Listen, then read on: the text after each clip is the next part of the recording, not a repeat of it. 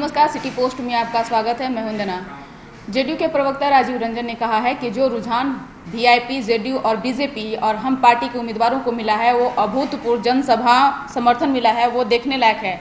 और जो महिलाओं के सशक्तिकरण के लिए काम किया गया है उसका आशीर्वाद मुख्यमंत्री और प्रधानमंत्री को मिल रहा है।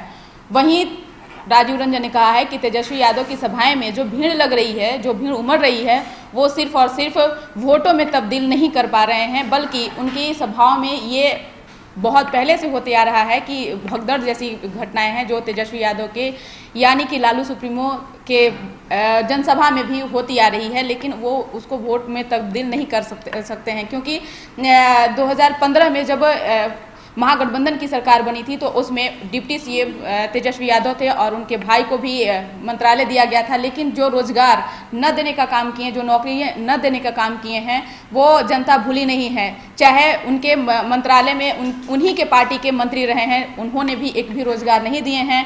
और जहां हमारी पार्टी यानी कि एनडीए की सरकार जब से बनी है तब से तकरीबन सभी मंत्रालय में लोगों को रोजगार देने का काम किया गया है, चाहे वो स्वास्थ्य विभाग हो या फिर सचिवालय हो, कहीं पे भी जो भी वैकेंसियां उसमें नौकरी देने का काम किया गया है।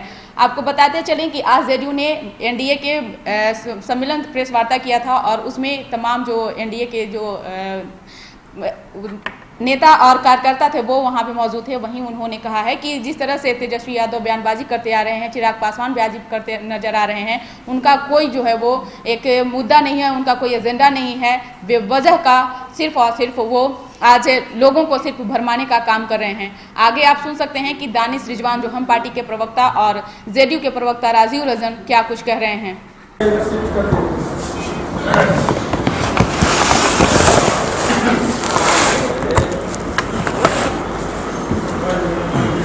धन्यवाद प्रसाद जी।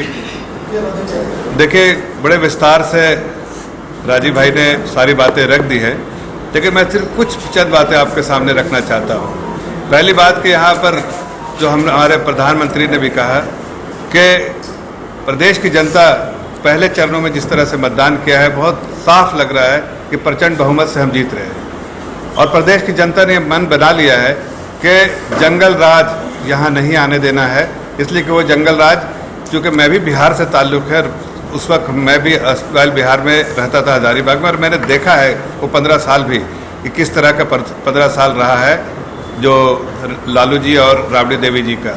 उसमें एक आम नागरिक किस तरह से घटन महसूस करता था, वो हमने देखा है। आज उसी चीज़ को हम आप लोगों के सामने और प्रदेश की जनता के सामने रख रहे हैं कि 15 साल बादाम, ऐसा 15 साल जहाँ पर बिल्कुल जो ऐसा आम नागरिक अपने आप को सुरक्षित महसूस करे, जहाँ पर क्राइम कम हो, जहाँ करप्शन ख़त्म हो, जहाँ पर जो विकास के नारे हो और विकास की तरफ बढ़ते रहे, सरकार बढ़ती रहे, ऐसे कदम पे चलते रही 15 साल सरकार। और जिस तरह से उनका नाम है सुशासन बाबू, उन्होंने उस तरह का एडमिनिस्ट्रेशन दिखाया है, गवर्नेंस मॉडल दिखाया है। और उन्होंने दिखाया जो सबसे बड़ा पिलर होता है गवर्नेंस मॉडल का, वो होता है कि भाई इफेक्टिवनेस होना चाहिए और फेयरनेस होना चाहिए। उन्होंने दिखाया है कि कोई भेदभाव के बिना पूरे प्रदेश में हर लोगों के लिए उन्होंने काम किया है, इसलिए उन्हें सुशासन बाबू कहा भी जाता है। और वो सरकार 15 साल में जिस तरह से रही, उनके नेतृत्व में एक आम नागरिक जो 15 साल, उस वक्त 15 साल जंगल राज में किस तरह से सुरक्षित महसूस करता था, चाहे कुछ भी हो। अगर आप आगे बढ़ रहे हैं तो कोई रोकने वाला लालू यादव जी के घर से आता था, ये सबको मालूम है। अगर आप कुछ अच्छा कर रहे हैं तो उसको खराब करने के लिए भी वहीं से आता था। आज यहाँ प्रोत्साहन आता है कि आपको नीतीश जी के यहाँ से कि आप आगे बढ़े और सरकार। मित्रों, लगातार पिछले कई दिन से परम आदरणीय जंगल राज के युवराज तेजस्वी यादव जी की सभाओं को हम सुन रहे हैं। सभाओं में आप लोगों ने भीड़ भी बहुत देखे होंगे, लेकिन सभाओं में एक खौफ भी आप लोगों को दिख रहा होगा। और खौफ का आलम यह है कि ना मंच पे और ना मंच के सामने उनकी सभाओं में महिलाएं जाने से डरती हैं। आज भी लालू प्रसाद यादव जी के परिवार के किसी सदस्य का चेहरा देखकर एक खौफ पैदा होता है कि किस तरीके से दिन दहाड़े बिहार में आईएएस और आईपीएस ऑफिसर्स की पत्नियों को उठाकर उनका बलात्कार किया जाता था, तो आम महिलाओं की स्थिति क्या हो। मित्रों, हर सभाओं में आदरणीय नेता प्रतिपक्ष तेजस्वी यादव जी नौकरी नौकरी नौकरी इस बात का जिक्र करते हैं। ऐसा लगता है कि बिहार में सरकारी नौकरियों का जो ठेका है वो अब लालू प्रसाद यादव जी के परिवार ने उठा लिया है। हालांकि जब भी किसी चीज की वो ठेकेदारी लेते हैं तो आपने देखा होगा शेखपुरा मोड़ पर टाटा से एक बंगला लिखवा लिया, किसी से नौकरी चपरासी को नौकरी दी तो जमीन लिखवा लिया, किसी को क्लर्क की नौकरी दी तो उनसे घर लिखवा लिया। ये एक परिपाटी रही है। लेकिन मैं आपको डाटा भी दूंगा जो आपको खुद से लगेगा कि बिहार में नेता प्रतिपक्ष करना क्या चाहते हैं।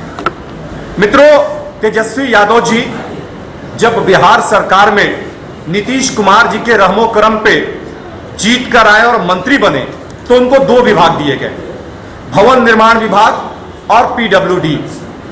अपने 1.5 साल के कार्यकाल में नेता प्रतिपक्ष सिर्फ इस चक्कर में पड़े रहे कि किसी तरीके से ठेकेदारी की कमीशन मिल जाए। लेकिन नीतीश कुमार जी का शासन था, भ्रष्टाचार से तो हम कोई समझौता कर नहीं सकते, तो वो दिया नहीं।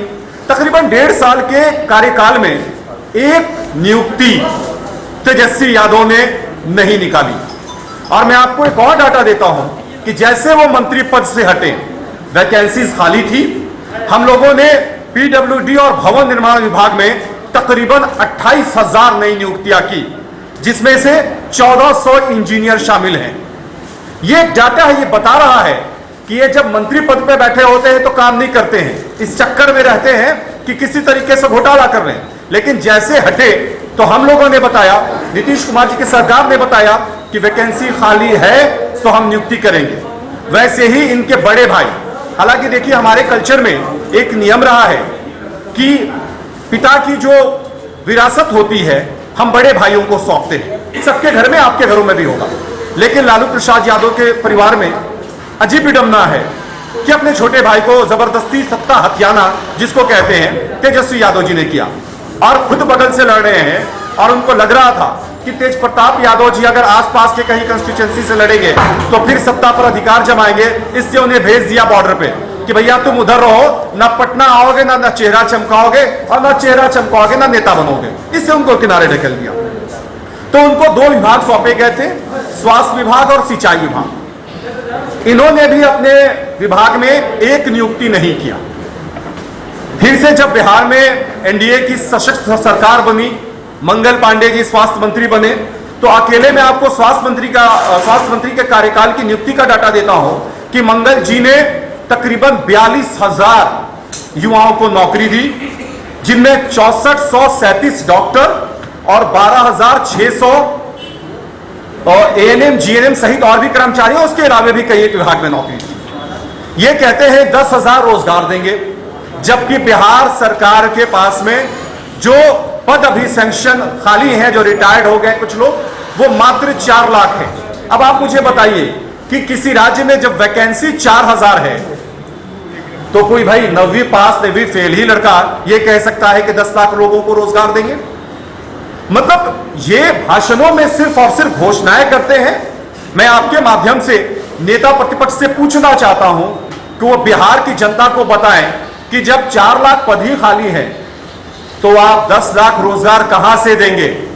क्या सेवा करने के लिए लालू जी के पास में भी कुछ लोगों की नियुक्ति करेंगे, जिस तरीके से ये करते चले आए?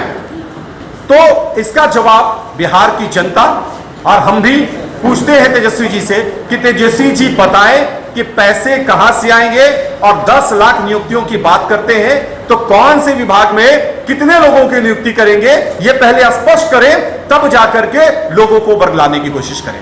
बहुत बहुत धन्यवाद।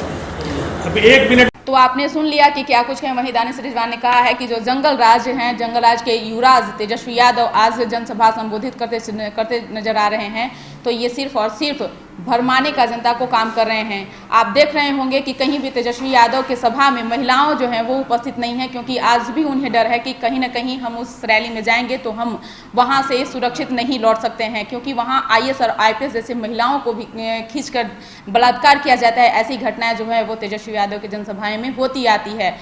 इस खबर में बस इतना ही। अगर आपको हमारी खबर अच्छी लगे तो अपने दोस्तों के साथ जरूर शेयर करें, हमारे चैनल को सब्सक्राइब करें, बेल आइकन जरूर दबा दें। आपका सहयोग समर्थन लगातार सिटी पोस्ट को मिल रहा है, इसे आगे भी बनाए रखें। साथ ही सिटी पोस्ट का फेसबुक और ट्विटर दोनों को फॉलो करें। हमारी खबरों को जरूर पढ़ें। धन्यवाद।